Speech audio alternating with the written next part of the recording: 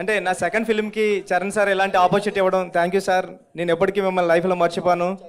మీరు ఈ సినిమా కోసం ఎంత కష్టపడ్డారో నాకు తెలుసు. మీకు చాలా ఇంజురీస్ కూడా అవి నేను ఇక్కడ చెప్పలేను. Thank you sir, thank you so much.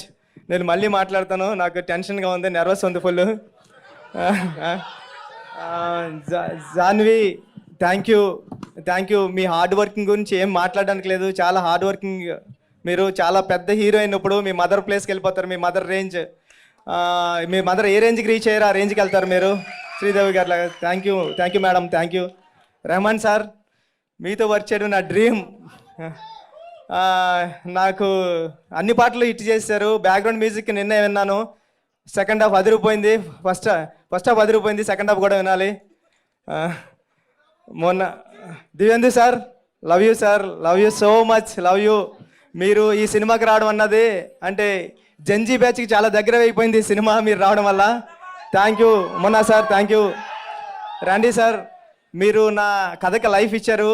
మీరు లేకపోతే పెద్ద సినిమా లేదు. Thank you sir, thank you so much, thank you sir.